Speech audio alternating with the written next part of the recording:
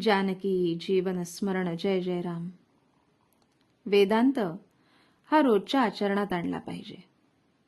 भगवंताची उपासना करणारे जे ऋषी असतात त्यांचं मन अशा एका अवस्थेमध्ये राहतं की त्या ठिकाणी परमात्माच सर्व काही करतो ही भावना स्पष्टपणे प्रकट होते. भगवंताशी एकरूप होऊन जाण्याचीच ती अवस्था आहे.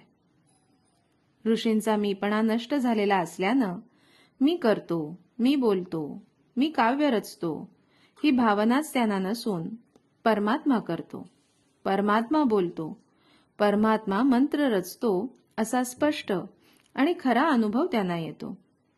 या थोर अवस्थेमध्ये ऋषींच्या तोंडून वेदमंत्र बाहेर पडलेले असल्यामुळे ते मानवाची कृती नाहीत. वेद हे खरे अपौरुषेयच आहेत. घराच्या छपराखाली ज्याप्रमाणे सर्व लहान सहान खोल्या येतात त्याप्रमाणे वेदांतात इतर शास्त्रे येतात. वेदांताच्या गोष्टी किंवा ज्ञान हे पक्वान्नांच्या ज्ञानाप्रमाणे आहे. जो मनुष्य वेदांताचा नुसताच अभ्यास करतो त्याला त्यापासून फारसा फायदा होत नाही.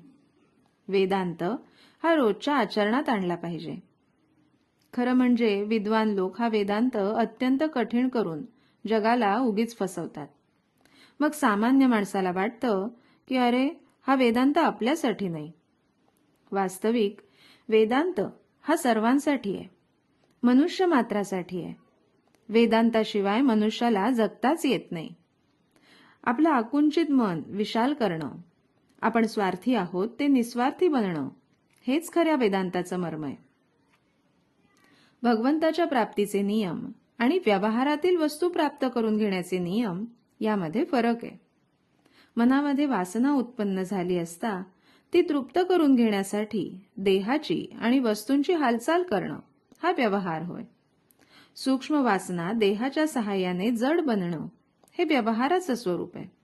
याच्या उलट भगवंत हा अत्यंत सूक्ष्म असल्यामुळं त्याची प्राप्ती करून घेणं म्हणजे जडामधून सूक्ष्माकडे जाणं आहे.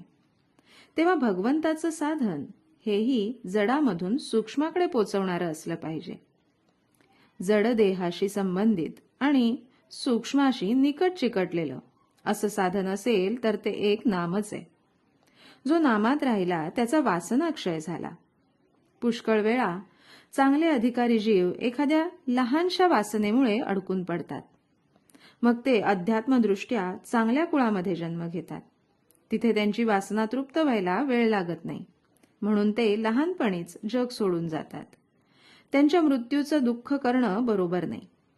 वासना ही दुसऱ्या कोणत्याही उपायांनी तृप्त होण्यासारखी नसून आपण जर भगवंताजवळ वास ठेवला तरच ती नष्ट होते. वासना नष्ट झाली की बुद्धी भगवत स्वरूपच होईल. जिथे वासना संपली तिथेच भगवंताची कृपा झाली. तात्पर्य, प्रत्येक वेदमंत्राच्या आरंभी हरिओम असतं, ते नामच आहे. जानकी जीवन स्मरण जय जय राम.